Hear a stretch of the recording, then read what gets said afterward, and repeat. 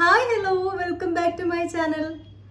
ഒരുപാട് നാളായി കേട്ടോ വീഡിയോ ചെയ്തിട്ട്. ഓൾമോസ്റ്റ് 6 months എനിക്ക് തോന്നുന്നു. അതിൽ കൂടുതലാവാനേ ചാൻസ് ഉള്ളൂ. ഒരുപാട് പ്രോബ്ലംസിലും ഒരുപാട് തിരക്കിലും ഒക്കെ ഞാൻ പെട്ടുപോയിരുന്നു.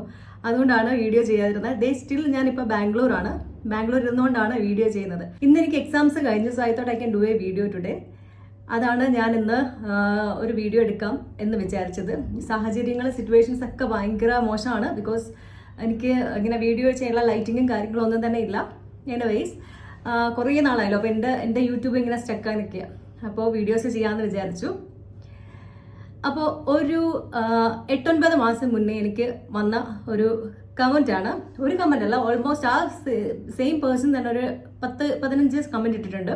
ഞാൻ നേരത്തെ ഒരു വീഡിയോ ചെയ്തിട്ടുണ്ടായിരുന്നു, ടീനേജ് ലവ് എന്നൊക്കെ പറഞ്ഞിട്ട്. അപ്പോൾ അതിൻ്റെ കണ്ടിന്യൂഷൻ ആയിട്ട് ടീനേജേഴ്സിൻ്റെ private chats and video call, ഇതിന് വേണ്ടിയിട്ട് ഒരു വീഡിയോ ചെയ്യണമെന്ന് ഒരു കുട്ടി റിക്വസ്റ്റ് ചെയ്തിട്ടുണ്ടായിരുന്നു. അതുകൊണ്ടാണ് ഞാൻ ഇപ്പോൾ അത് ചെയ്യാമല്ലോ എന്ന് വിചാരിച്ചത്. സോ എനിക്ക് പറയാനുള്ളത്, ഞാൻ നേരത്തെ പറഞ്ഞ കാര്യമാണ്, ടീനേജിലുള്ള ഒരു പ്രണയം എന്ന് പറയുമ്പോൾ അതൊരിക്കലും പെർമനൻ്റ് അല്ല. നമുക്ക് റൈറ്റ് ഡിസിഷൻ എടുക്കാൻ പറ്റിയ ഒരു പ്രായമേ അല്ല ടീനേജ്. ആ ടീനേജ് ലവ് എന്ന് പറഞ്ഞ വീഡിയോ കണ്ടിട്ടില്ലാത്തവരൊന്ന് കണ്ടു നോക്കുക. ഞാൻ ലിങ്ക് ഡിസ്ക്രിപ്ഷൻ ബോക്സിൽ കൊടുക്കാം. അതിൽ ഞാൻ വ്യക്തമായിട്ട് പറയുന്നുണ്ട്, നമുക്ക് ചൈൽഡ്ഹുഡിലുള്ള ഒരു ഇഷ്ടമായിരിക്കില്ല നമുക്ക് ടീനേജ് ആവുമ്പോൾ. ടീനേജിലുള്ള ഒരു ഇഷ്ടമായിരിക്കില്ല നമ്മൾ കുറച്ചുകൂടി ഒരു 22-23 വയസ്സൊക്കെ ആകുമ്പോൾ ആ ഒരു ഇഷ്ടമായിരിക്കത്തില്ല. ആ ഇഷ്ടമായിരിക്കത്തില്ല നമുക്ക് വിവാഹപ്രായം ആകുമ്പോൾ. ആ ഇഷ്ടമായിരിക്കത്തില്ല നമുക്ക് ഓരോ ഏജ് മാറും തോറും നമ്മളുടെ ഇഷ്ടങ്ങൾ മാറി മാറി വരും. അത് നമുക്ക് അങ്ങനെയാണല്ലോ. ഒരു കുഞ്ഞു കുട്ടികൾക്ക് ടോയ്സിനോടായിരിക്കും, പക്ഷെ വലുതാകുമ്പോൾ നമുക്ക് ആ ഒരു ഇഷ്ടം വരില്ലല്ലോ. അതുപോലെ നമ്മളുടെ ഇഷ്ടങ്ങൾ മാറി മാറി വന്നുകൊണ്ടേയിരിക്കും. അപ്പൊ ടീനേജിൽ നിങ്ങൾ നിങ്ങൾക്ക് ആപ്റ്റായിട്ട് നിങ്ങൾക്ക് തോന്നിയാലും നിങ്ങളുടെ തോന്നൽ മാത്രമാണ്.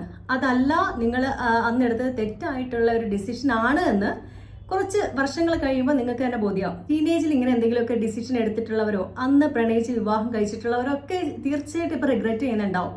എല്ലാവരും അല്ല, ബട്ട് ടീനേജിൽ എടുക്കുന്ന ഒരു 90-95% ഡിസിഷൻസും നമുക്ക് റോങ് ആയിരിക്കാം.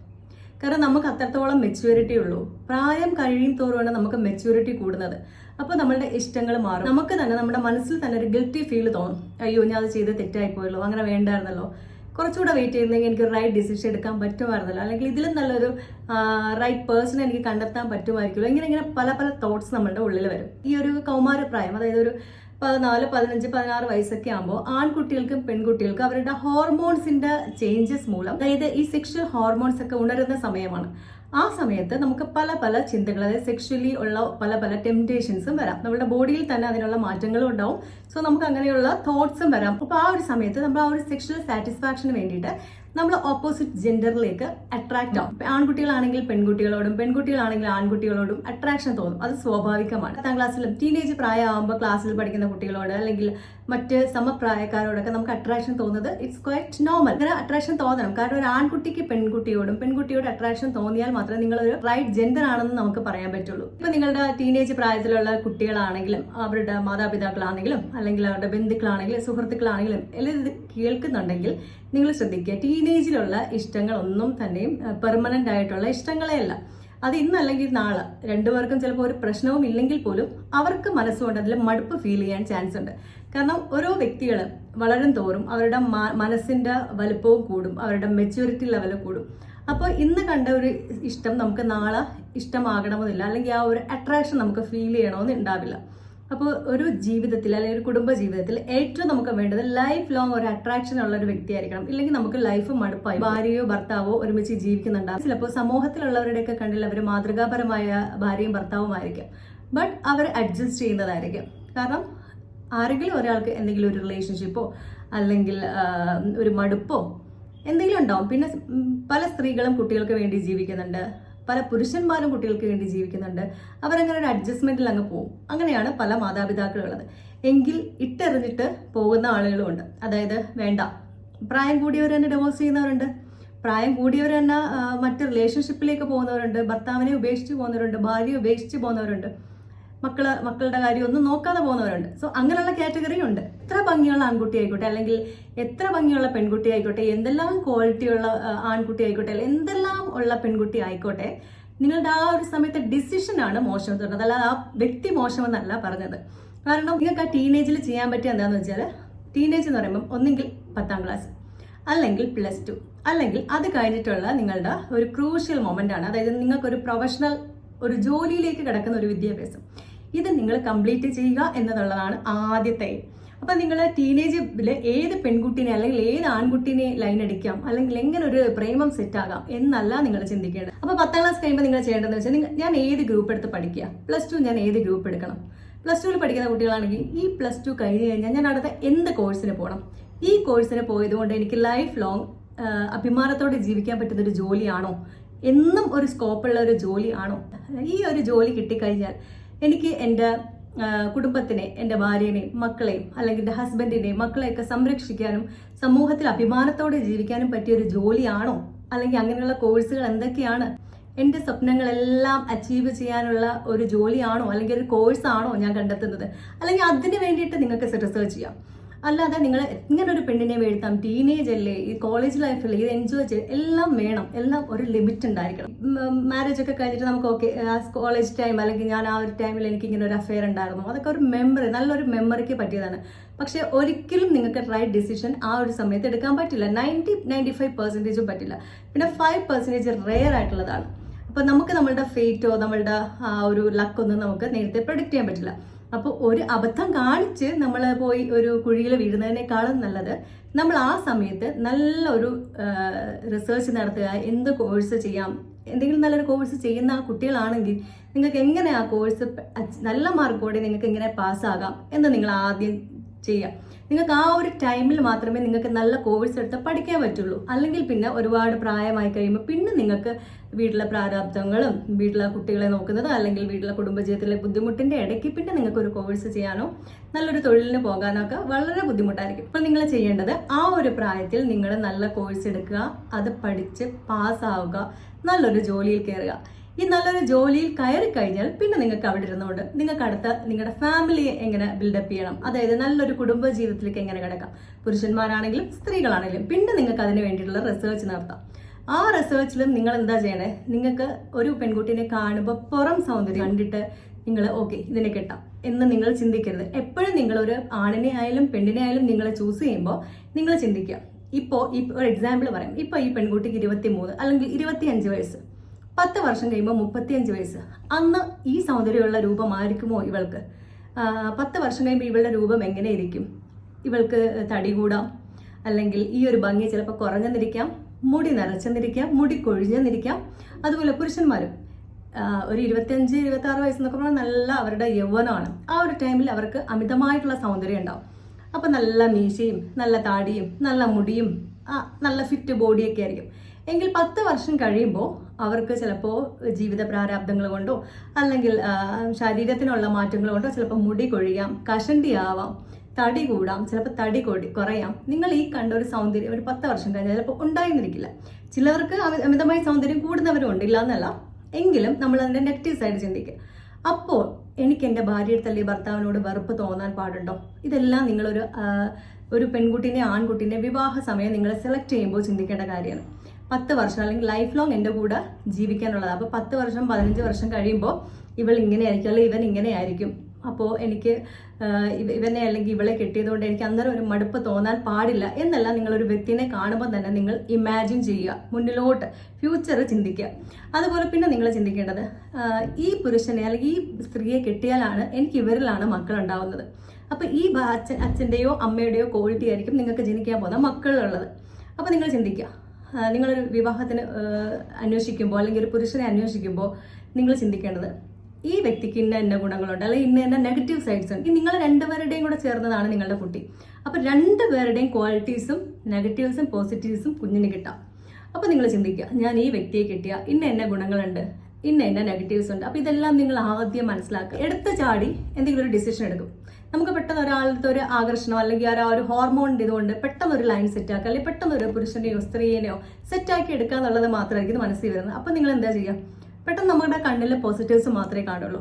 പക്ഷേ വിവാഹമൊക്കെ കഴിഞ്ഞ് അല്ലെങ്കിൽ അവരെ ഒന്ന് കീഴ്പ്പെടുത്തിയൊക്കെ കഴിഞ്ഞ് കുറച്ച് ദിവസം കഴിയുമ്പോഴായിരിക്കും അയ്യോ ഇത് വേണ്ടായിരുന്നു എന്ന് പറഞ്ഞ് തലയിൽ നൂരാനായിട്ട് ശ്രമിക്കുന്നത്. സോ അതുകൊണ്ടാണ് നിങ്ങളപ്പോൾ പോസിറ്റീവും നെഗറ്റീവും ചിന്തിക്കുക. പിന്നെ അടുത്ത പറയാനുള്ളത് ഈ ടീനേജേഴ്സിൻ്റെ വീഡിയോ കോളിങ്ങും പ്രൈവറ്റ് ചാറ്റും. നിങ്ങളൊന്ന് മനസ്സിലാക്കുക, നമ്മൾ ഈ പ്ലേ സ്റ്റോറിൽ നിന്ന് എടുക്കുന്ന applications like WhatsApp, Telegram, IMO, Skype, Botim. അപ്പോൾ ഈ വക ആപ്ലിക്കേഷൻസ് സേഫ് ആയിട്ടാണ് പറയപ്പെടുന്നത്. എങ്കിലും നിങ്ങളൊന്ന് ചിന്തിക്കുക, നമുക്കിപ്പോൾ തേർഡ് പാർട്ടി ആപ്ലിക്കേഷൻസ് ഉണ്ടാവും. അതായത് നമ്മൾ ഈ മെസ്സേജ് എൻക്രിപ്റ്റഡ് എന്ന് കാണിക്കും. നമ്മൾ ഈ വാട്സാപ്പ് മെസ്സേജ് ടൈപ്പ് ചെയ്യുമ്പോൾ അതിൽ എൻക്രിപ്റ്റഡ് എന്ന് കാണിക്കും. അതായത് സേഫ് ആണ്. ബട്ട് വീഡിയോ കോളിംഗിൽ വിളിക്കുന്ന ആളുടെയും റിസീവ് ചെയ്യുന്ന ആളുടെയും മൊബൈൽ ത്രൂ ആണ് ഇത് പോകുന്നത്. അപ്പോൾ പലതരം തേർഡ് പാർട്ടി ആപ്ലിക്കേഷൻസും പലതരം ആപ്ലിക്കേഷൻസ് പ്ലേ സ്റ്റോറിന് പുറത്ത് അല്ലെങ്കിൽ ആപ്പ് സ്റ്റോറിന് പുറത്ത് നിങ്ങൾക്ക് ഡൗൺലോഡ് ചെയ്യാനായിട്ട് പറ്റും. ആ തരം ആപ്ലിക്കേഷൻസ് അതായത് screen recorder, video recorder, silent ആയിട്ട്, അതായത് നോയ്സ് ഒന്നുമില്ല അല്ലെങ്കിൽ ഒരു സൗണ്ടും കേൾക്കാതെ വീഡിയോ റെക്കോർഡ് ചെയ്യുന്ന ഇങ്ങനെ പലതരം ആപ്ലിക്കേഷൻസും ഇന്ന് അവൈലബിൾ ആണ്. അപ്പോൾ ഈ വിളിക്കുന്ന വ്യക്തി അല്ലെങ്കിൽ നിങ്ങൾ ഈ സംസാരിക്കുന്ന വ്യക്തി ഒരു പക്ഷേ പിന്നീട് കേൾക്കാൻ വേണ്ടിയിട്ട് അല്ലെങ്കിൽ പിന്നീട് കാണാൻ വേണ്ടിയിട്ട് നിങ്ങളായിട്ടുള്ള ഈ വീഡിയോ കോൾ ചിലപ്പോൾ റെക്കോർഡ് ചെയ്യുന്നുണ്ടാവും. അത് ചിലപ്പോൾ നിങ്ങൾ അറിയുന്നുണ്ടാവില്ല, ചിലപ്പോൾ നിങ്ങൾ തന്നെ ഇങ്ങനെ റെക്കോർഡ് ചെയ്യുന്നുണ്ടാവും. അപ്പോൾ ഇതെന്ത് ചെയ്യും? ഈ റെക്കോർഡ് ചെയ്യുന്ന വീഡിയോസ് അല്ലെങ്കിൽ ഓഡിയോസ് നിങ്ങളുടെ ഫോണിൽ സ്റ്റോർ ആവും.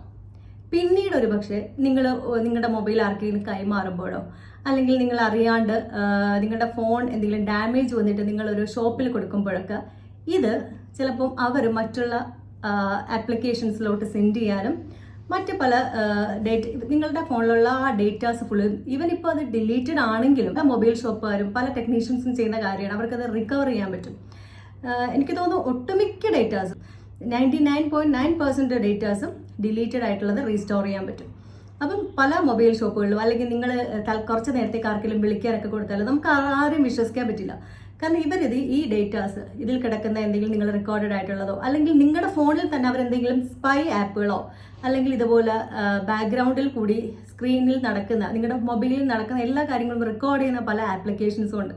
ഇതെല്ലാം ഇപ്പോൾ അവർക്ക് ഇപ്പോൾ എയും കൂടി വന്നതുകൊണ്ട് നിങ്ങൾ അറിയാമല്ലോ, നമ്മളിപ്പോൾ ഞാൻ ഈ സംസാരിക്കുന്നത് പോലും ചിലപ്പോൾ റെക്കോർഡ് ചെയ്ത് വേറെ രീതിയിൽ സംസാരിപ്പിക്കാൻ പറ്റും. ഇതെല്ലാം ഇപ്പോൾ ടെക്നോളജിയുടെ ഒരു ഇമ്പ്രൂവ്മെൻറ്റ് കൊണ്ട് പല പല പല കാര്യങ്ങൾ നമുക്ക് ഉണ്ടാക്കാൻ പറ്റും. ഉള്ളതില്ലാത്തതും ഇല്ലാത്തത് ഉള്ളതുമാക്കി മാറ്റാനായിട്ട് പറ്റും. സോ ടീനേജിൽ ഒരു പെൺകുട്ടി അല്ലെങ്കിൽ ആൺകുട്ടി ഈ പറഞ്ഞ പോലെ ഞാൻ പറഞ്ഞ കാര്യങ്ങളെല്ലാം അവഗണിച്ച് നിങ്ങളൊരു പ്രേമത്തിൽ പെട്ടു. ആ ഒരു പ്രായത്തിൽ ഞാൻ പറഞ്ഞല്ലോ സെക്ഷൽ ഹോർമോൺസ് നന്നായിട്ട് ഉണർന്ന് നിൽക്കുന്ന സമയമായിരിക്കും. അപ്പോൾ കൂടുതലും ഈ പ്രൈവറ്റ് ടോക്സും പ്രൈവറ്റ് ആയിട്ടുള്ള വീഡിയോ കോൾസും സെക്ഷൽ കണ്ടന്റ് സംസാരിക്കൽ ഇതൊക്കെ നോർമലി നിങ്ങൾക്ക് ആ ഒരു ഏജിൽ തോന്നുന്നതായി. അപ്പം നിങ്ങളൊന്ന് മനസ്സിലാക്കുക, നിങ്ങളെ വിശ്വസിക്കുന്ന വ്യക്തി ചിലപ്പോൾ നിങ്ങളെ ചീറ്റ് ചെയ്യുന്നുണ്ടാവില്ല, പക്ഷെ ഇവർക്ക് പിന്നീട് കാണാൻ വേണ്ടിയിട്ട് ഇവരിത് റെക്കോർഡ് ചെയ്ത് വെക്കുന്നുണ്ടാവും. നിങ്ങൾ കാണുന്നില്ലേ യൂട്യൂബിലൊക്കെ WhatsApp call record leak, WhatsApp video call leak, ഇതൊക്കെ എങ്ങനെയാണ്? അപ്പോൾ അവർ തന്നെ റെക്കോർഡ് ചെയ്തിട്ട് അവരുടെ ഫോണിൽ സൂക്ഷിക്കും. എപ്പോഴെങ്കിലും ഒക്കെ ഒന്ന് മൊബൈൽ ടെക്നീഷ്യൻ്റെ കയ്യിൽ കൊണ്ട് കൊടുക്കുമ്പോൾ ചിലപ്പോൾ അവരിത് ഡിലീറ്റ് ആയിട്ടുള്ള ഡേറ്റാസ് എടുക്കും, അവരാർക്കെങ്കിലും കൈമാറും.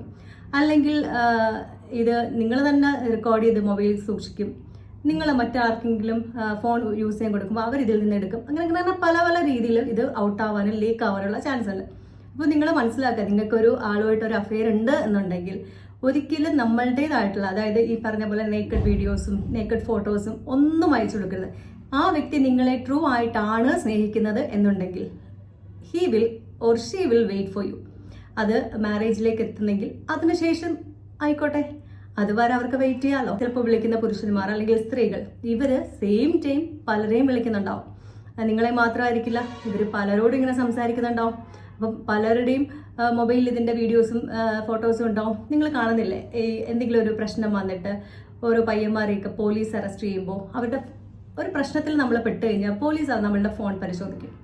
ഫോൺ പരിശോധിക്കുമ്പോഴായിരിക്കും പല പല പല പല പെൺകുട്ടികളുടെ ഇങ്ങനെയുള്ള ഫോട്ടോസും വീഡിയോസും ഒക്കെ കിടക്കുന്നത്.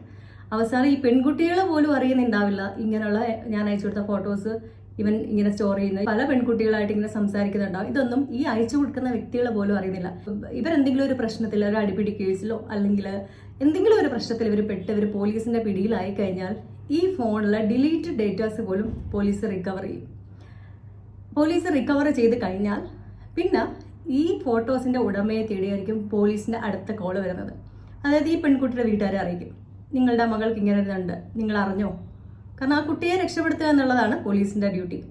സോ അങ്ങനെയുള്ള പ്രശ്നത്തിലേക്കൊന്നും പോകാതെ ഞാൻ പറഞ്ഞ പോലെ ടീനേജിൽ നിങ്ങൾ ചെയ്യേണ്ട ഒരു കാര്യം, നിങ്ങൾ സ്റ്റഡി ചെയ്യുക.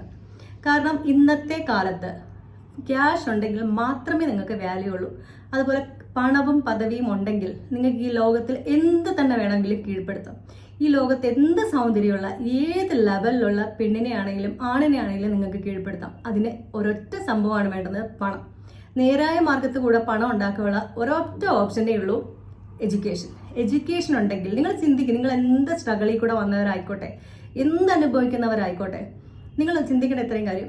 എനിക്ക് ഇപ്പം ഞാൻ ഈ അനുഭവിക്കുന്ന, അല്ലെങ്കിൽ എനിക്ക് ഇപ്പോൾ സമൂഹത്തിൽ വിലയില്ല, വീട്ടിൽ വിലയില്ല, അല്ലെങ്കിൽ ടീച്ചേഴ്സിന് മുമ്പിൽ വിലയില്ല, ഇവരെല്ലാവരും എന്നെ പുച്ഛിക്കുന്നു, എന്നെ കളിയാക്കുന്നു. ഒരൊറ്റ ഇത് ചിന്തിച്ചാൽ മതി. നിങ്ങൾ ഇപ്പോൾ കഷ്ടപ്പെടുക, ഇപ്പം കഷ്ടപ്പെട്ടാൽ മാത്രമേ നിങ്ങൾക്ക് ഫ്യൂച്ചറിൽ സുഖിക്കാൻ പറ്റുള്ളൂ. നിങ്ങൾ ചിന്തിച്ചാൽ മതി. ഇന്ന് ഈ കൂലിപ്പണി ചെയ്യുന്നവരും അല്ലെങ്കിൽ ഒരുപാട് കഷ്ടപ്പെട്ട് ജോലി ചെയ്യുന്നവരെല്ലാവരും പഠിക്കാതെ നടന്നിട്ടുള്ളവരും മാത്രമാണ്.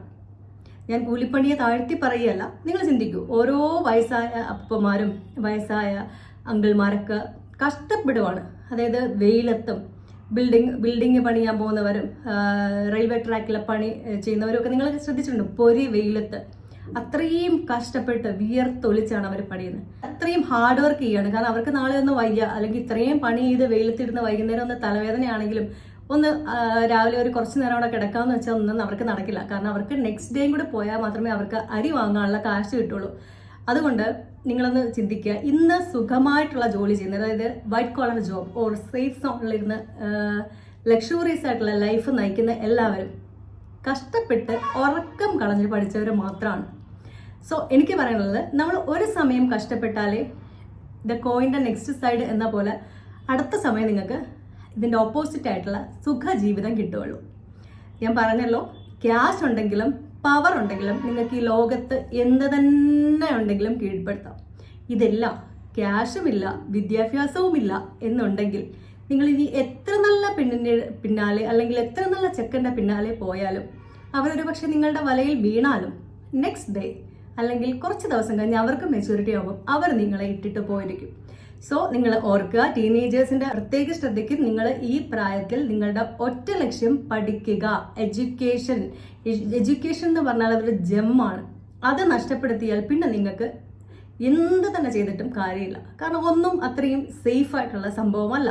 നമ്മളിപ്പോൾ ഒരു ബിസിനസ് ചെയ്തോട്ടെ, ബിസിനസ് എപ്പോഴും ഒരേ ലെവലിൽ പോകും? നോ. സോ എഡ്യൂക്കേഷൻ ഉണ്ടെങ്കിൽ നമുക്കൊരു വില ഉണ്ടായിരിക്കും. സോ എഡ്യൂക്കേഷൻ ഏറ്റവും കൂടുതൽ ഇമ്പോർട്ടൻസ് കൊടുക്കുന്ന ഒരു വ്യക്തിയാണ് ഞാൻ. Still I am studying. ഞാൻ പറഞ്ഞല്ലോ, അപ്പോൾ ചോദിക്കും ഇപ്പം ഞാൻ എന്താ പഠിക്കാത്ത? ആ ഒരു ടൈമിൽ എനിക്കും പല പല ബുദ്ധിമുട്ടുകൾ ഉണ്ടായിരുന്ന കാരണം എനിക്കും പഠിക്കാൻ പറ്റിയില്ല. എന്ന് വെച്ചിട്ട് ഞാൻ ഒട്ടും വിദ്യാഭ്യാസം ഇല്ലാതില്ല. എൻ്റെ മാരേജ് കഴിയുന്ന സമയത്ത് ഞാൻ PG ആയിരുന്നു, MA ഇംഗ്ലീഷ് ആയിരുന്നു. പിന്നീട് ഞങ്ങളുടെ വിവാഹം കഴിഞ്ഞ ശേഷമാണ് ഞാൻ MA സൈക്കോളജിയും LLB ഒക്കെ ചെയ്തത്. സോ എനിക്ക് പറയാനുള്ളത്, ഈ ടീനേജിൽ നിങ്ങൾ കാണുന്ന എല്ലാം തന്നെയും ജസ്റ്റ് ഫോർ ടൈം പാസ്, അല്ലെങ്കിൽ ഒരു ശാശ്വതമല്ലാത്ത ടെമ്പററി ആയിട്ടുള്ള കാര്യം.